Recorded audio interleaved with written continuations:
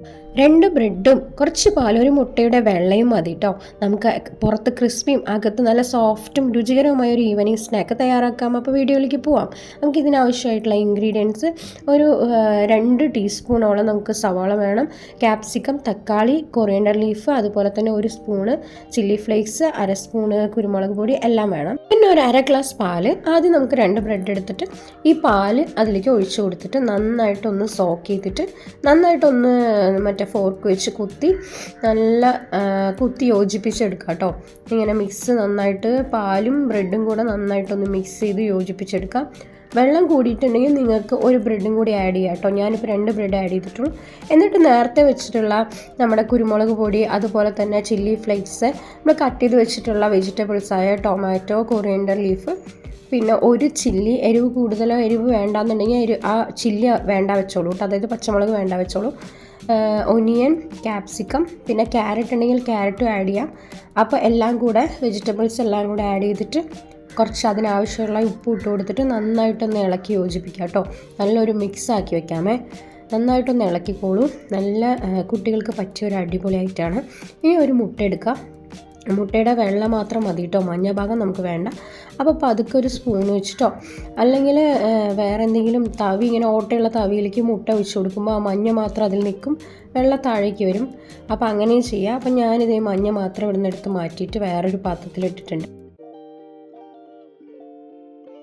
നമുക്ക് ആ മുട്ടയുടെ വെള്ള നമ്മൾ നേരത്തെ തയ്യാറാക്കി വെച്ചിരിക്കുന്ന ആ മിക്സിലേക്ക് ഒഴിച്ച് കൊടുത്തിട്ട് ഒന്നും കൂടി നന്നായിട്ട് എല്ലാം കൂടെ ഒന്നും കൂടി മിക്സ് ചെയ്യാമേ. എന്നിട്ട് നമുക്ക് ഈസി ആയിട്ടുള്ള കാര്യമാണ് കേട്ടോ. നമുക്ക് അധികം എണ്ണയിലിട്ട് പൊരിക്കുക, വറുക്കുക അങ്ങനെയൊന്നും വേണ്ട. എണ്ണ യൂസേജും ഇല്ല. കുട്ടികൾക്കൊക്കെ മുതിർന്നവർക്കൊക്കെ എണ്ണ അവോയ്ഡ് ചെയ്തിട്ടുള്ള ഒരു നല്ലൊരു സ്നാക്കാണ്. സൗണ്ട് പോയിട്ടുണ്ട്, അതുകൊണ്ട് എല്ലാവരും ക്ഷമിക്കണം കേട്ടോ, ഒച്ചയടപ്പുണ്ട്. അപ്പോൾ ഇനി നമ്മൾ ഒരു പാനിൽ ഒരു ബട്ടർ തേച്ചിട്ട് ഈ ഓരോരോ സാധനങ്ങൾ നമുക്ക് ഓരോരോ സ്പൂൺ വെച്ചിട്ട്, അതിന് ഷേപ്പൊന്നും കിട്ടൂല, എന്നാലും മാക്സിമം ഒരു വട്ടത്തിലാക്കാൻ പറ്റുമോ എന്നത് നോക്കിയിട്ട് ജസ്റ്റ് ഇങ്ങനെ വെച്ച് കൊടുക്കാം കേട്ടോ.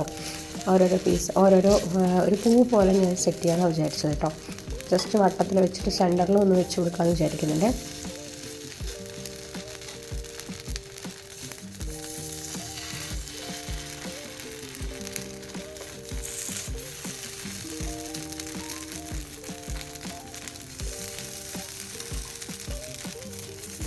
ഇതിന് വലിയ ഭംഗിയൊന്നും ഇല്ലയെന്ന് വിചാരിക്കേണ്ട കേട്ടോ. നിങ്ങൾക്ക് ഇഷ്ടമുള്ള രീതിയിൽ വെക്കാം. ഞാൻ ജസ്റ്റ് സ്പൂൺ കൊണ്ട് വെക്കുന്നതേ ഉള്ളൂ. ഒരു പൂ ആക്കണം എന്നുള്ള രീതിയിലാണ്.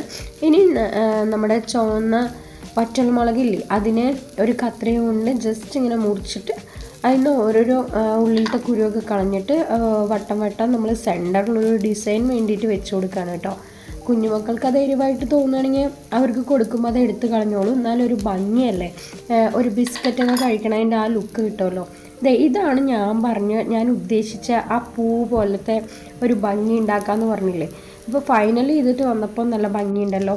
ഇനി നമുക്ക് ഓരോന്ന് മറിച്ച് കൊടുക്കാവേ. ജസ്റ്റ് ഒന്ന് മറിച്ചിട്ടിട്ട് നമുക്ക് ഇത്ര നേരം നമ്മൾ അടച്ചു വെച്ച് വേവിച്ചില്ലല്ലോ. അപ്പോൾ ഫസ്റ്റ് ഒന്ന് മൊരിഞ്ഞ് വന്ന ശേഷം നമുക്ക് ഇതെല്ലാം മറിച്ചിട്ട ശേഷം ജസ്റ്റ് ഒന്ന് അടച്ചു വെച്ച് വേവിക്കാം കേട്ടോ. വളരെ എളുപ്പത്തിൽ 5 മിനിറ്റൊന്നും വേണ്ട കേട്ടോ.